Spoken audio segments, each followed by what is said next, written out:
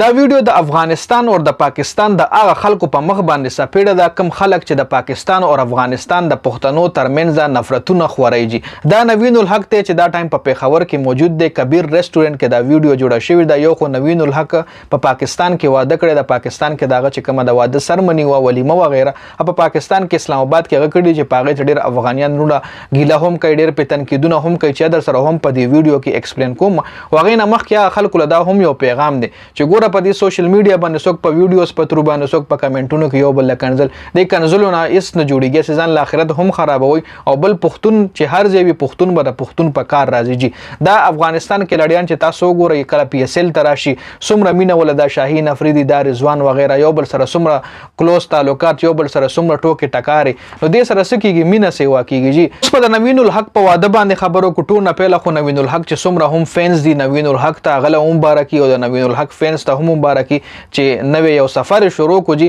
په اسلام آباد کې ولیمه کول دا نوین الحق یا دغه د خاندان بکې د شي خواهش او دغه به یو یا مجبوری و یا خواهش وي په اسلام آباد کې کو دا دغه د فیملی پرسنل خبره ده. جی آی کې مال هیڅ کار نشته چې په تنګید کوم چې د ولې په اسلام آباد کې ډېر خلک پتا سو کتلی وي سره پیسې یا خپل ودونه په دوبۍ کې کوي بیا واده نه پس هنیمون د پاره کم ملکونو لګي ګرځي. جی نو دا ای سره پیسې وي دغه زړه غواړي نو چې دغه زړه څه غواړي نو خو ته ما ته نشو مونږ کوله نو تنقید لنه دی کول پکار البته ګیله ته کول پکار دی چې نوین الحق یا مرګری ته ګیلو کی یا هغه چې کم فینز دي ای ته ګیلو کې چې نوین الحق صاحب تا خو واده کو په پاکستان کې او مونږ افغانستان ولا ته بوس په افغانستان کې پروګرام کې چې داسې ول یو پیغام ورکی د مینې ډک پیغام ول ورکی چې مطلب تا خو ول ته پروګرام کو واده کو خو په مونږ له هم یو مونږ له هم یو پروګرام کې په افغانستان کې یو شادي حال کې مونږ له یو پروګرام کې داسې خشته ویډیو ول سړی جوړه کی نو لکه اوس د دې نفرت ډیر خلک وایي چې افغان پاکستان کې ولې ودونه کوي او پاکستان داسې افغانستان داسې ګوره هر ملکی چې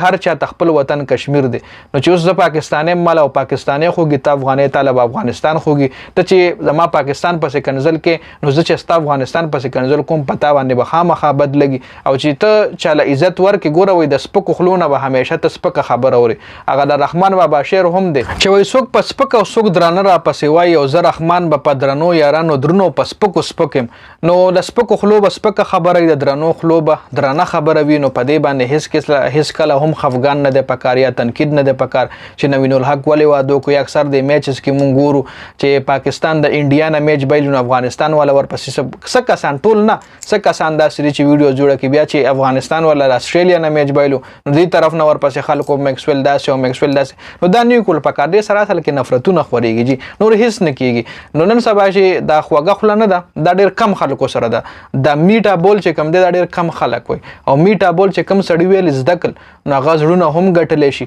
هغه هر څه کولی شي هغه له دنیا کې هر څه بیا اسانېدی شي. نو مونږ خلک نن سبا نفرتونو له جوړ یو که هغه میډیا ده که هغه سوشل میډیا ده که هغه په میسیجو باندې شي که هغه کمنټونو له شي نو بس مونږ صرف نفرتونه خوړو نو دا نه دي کول پکار بلکې یو بل د مینې پیغام یو بل سره په مینه خبرې کول دا پکار. چې دا یو شاړ غونتې ویډیو ډېره زیاته مننه. والسلام.